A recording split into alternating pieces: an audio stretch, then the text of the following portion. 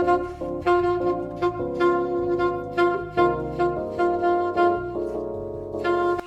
my name is Ray and you're watching Ray of Books. Today's video is going to be the 10th installment in my currently checked out series. If you're new to my channel and have never seen my currently checked out series before, essentially the goal of this series is to raise awareness about the different types of resources that public libraries provide. I live in San Francisco, so the San Francisco Public Library is the library that I utilize the most often. However, I also use other libraries throughout California. At the end of each video, I'll be giving you guys a price tally on how much money I saved by utilizing the resources available to me through my local public libraries. Now, before I get into this video, I do want to say that the libraries in my area are all currently closed due to the coronavirus. So everything mentioned in this video is going to be an e-resource. The first chunk of things that I've checked out this week come through Hoopla.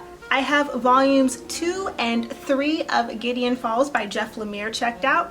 Last week I checked out volume 1 and I absolutely adored it and loved it. It's the perfect level of creepy horror. I love the pacing of the story, I love the artwork, and I love the world building that's going on, so I'm really excited to read volumes 2 and 3. The next graphic novel that I checked out is volume 1 of Outcast by Robert Kirkman, I believe. And basically it's a little bit too similar in some aspects to Gideon Falls, so I'm probably not going to resume onward with the series. The first volume is interesting, but much like Gideon Falls, it focuses on the relationship between a priest or priest/preacher and someone who has been affected by demons or a demonic energy, and it's a little bit too similar, and if I had to choose one or the other, I would definitely choose Gideon Falls, so I won't be going onward with Outcast. However, the art style in Outcast is absolutely beautiful and stunning, so I would definitely recommend it for that type of aesthetic reason. And the last thing that I currently have checked out through Hoopla is the complete Witchblade volume 1 edition. I believe it collects issues 1 through 19 and is by David Wool. I hope I got any of that right. But basically, if you watched my last video, my fiance recommended for me to read Witchblade. I read the first 5 issues that he gave to me, but I would feel more comfortable making my kind of overall statement on what I thought about the series if I could read it in a volumized form and kind of finish where it left off in terms of if it were turned into a graphic novel. So that is why I have Witchblade currently checked out. Surprisingly, I only have one thing from Libby checked out this week, and it is The Pale Horseman by Bernard Cornwell through the Mill Valley Public Library. I finished reading the first volume and oh my gosh, I had no idea how much I actually missed reading historical fiction. I am fascinated with Uhtred's tale and his connection with the Danes and how it's exposing, or not exposing, but focusing on this kind of grander Alfred the Great backstory.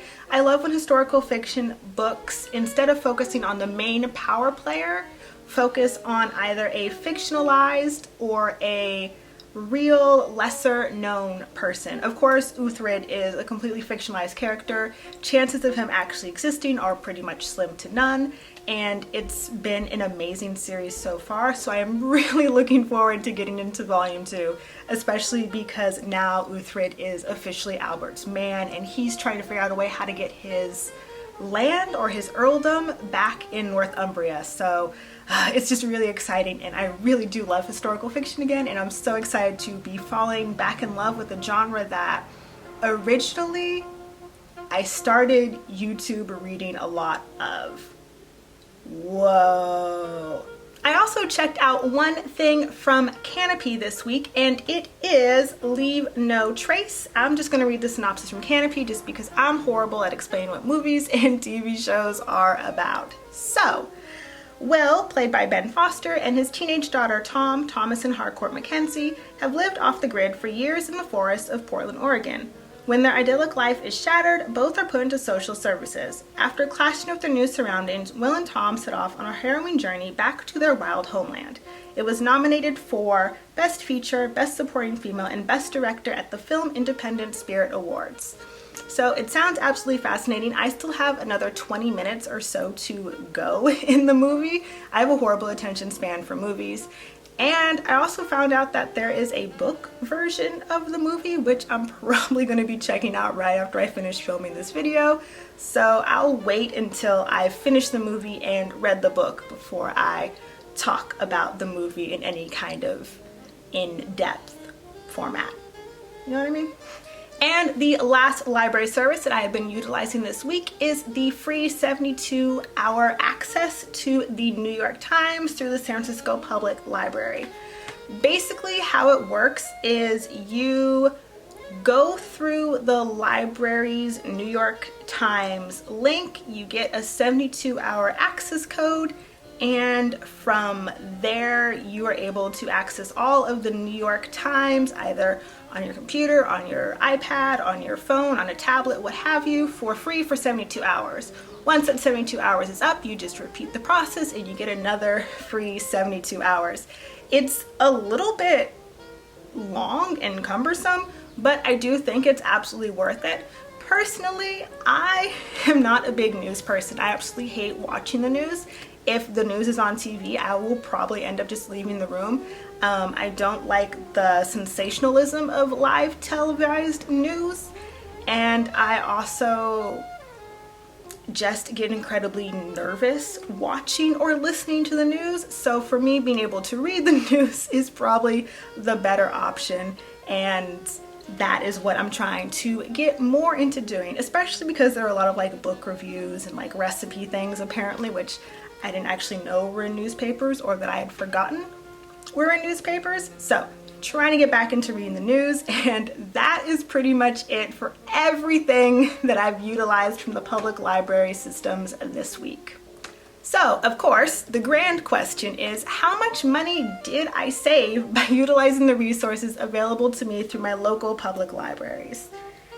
And according to my potentially relatively janky calculations, I have saved a grand total of $74.47 this week by utilizing the resources available to me through my local public libraries.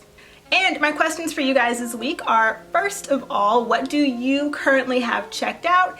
And if you don't currently have anything checked out, let me know where you usually get your news from. Do you get it from newspapers? Do you get it from online? Do you get it from podcasts? Do you get it from the television? Where do you get your news from? Because I am incredibly interested in knowing the answer to that question. As per usual, thank you all so much for watching. If you enjoyed watching this video, please give it a thumbs up. It does help me out in the YouTube algorithm. And if you'd ever like to hear and or see me babble about books ever again, please hit that subscribe button. It does help me out immensely, and it means the world to me.